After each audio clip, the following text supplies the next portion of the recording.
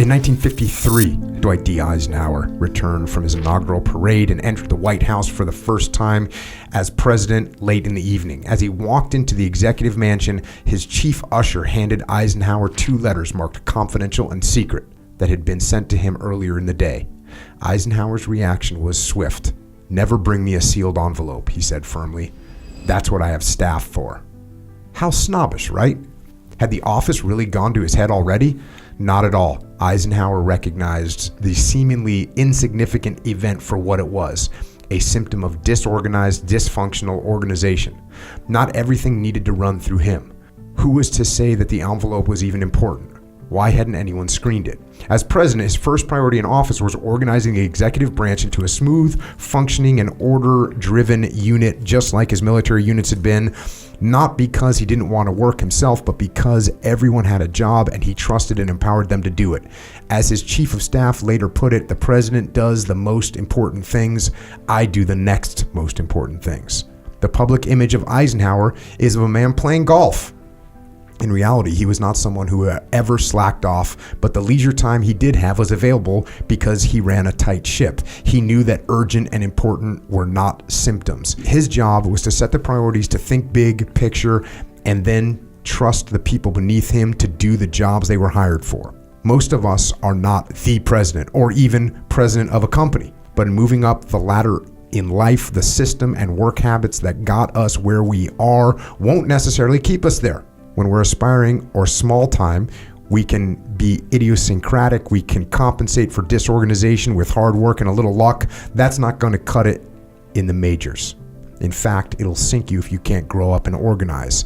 We can contrast Eisenhower's system in the White House with the infamous car company created by John DeLorean when he walked away from GM to produce his brand of futuristic cars. A few decades removed from the company's spectacular implosion, we can be forgiven for thinking the man was just ahead of his time. In fact, his rise and fall is as timeless a story as there is. Power-hungry narcissist undermines his own vision and loses millions of dollars of other people's money in the process. DeLorean was convinced that the culture of order and discipline at GM had held brilliant creatives like himself down. When he set out to found his company, he deliberately did everything differently, flouting conventional wisdom and business practices. The result was not the freewheeling creative sanctuary that DeLorean naively envisioned. It was instead an overbearingly political, dysfunctional, and even corrupt organization that collapsed under its own weight, eventually resorting to criminality and fraud and losses of some $250 million.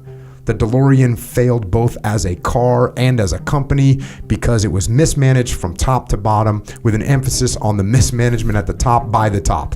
That is, DeLorean himself was the problem. Compared to Eisenhower, he worked constantly with very different results. As one executive put it, DeLorean had the ability to recognize a good opportunity, but he didn't know how to make it happen. Another executive described his management style as chasing colored balloons. He was constantly distracted and abandoning one project for another. He was a genius. Sadly, that's rarely enough. Though probably not on purpose, DeLorean created a culture in which ego ran free. Convinced that continued success was simply his by right, he seemed to bristle at concepts like discipline, organization, or strategic planning. Employees were not given enough direction, and then at the other times overwhelmed with trivial instructions. DeLorean couldn't delegate except to lackeys whose blind loyalty was prized over competence or skill. On top of all this, he was often late or preoccupied. Executives were allowed to work on extracurricular activities on the company dime, encouraged specifically to chase side projects that benefited their boss at the expense of the company. As CEO, DeLorean often bent the truth to investors, fellow officers, and suppliers, and this habit was contagious throughout the company. Like many people driven by a demon, DeLorean's decisions were motivated by everything but what would have been efficient, manageable, or responsible.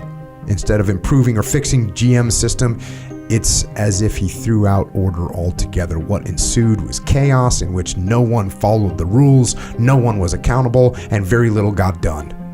The only reason it didn't collapse immediately was that DeLorean was a master of public relations, a skill that held the whole story together until the first faulty cars came off the assembly line. Not surprisingly, the cars were terrible. They didn't work. Cost per unit was massively over budget. They hadn't secured enough dealers. They couldn't deliver cars to the ones they had. The launch was a disaster. DeLorean Motor Company never recovered. It turns out that becoming a great leader is difficult. Who knew?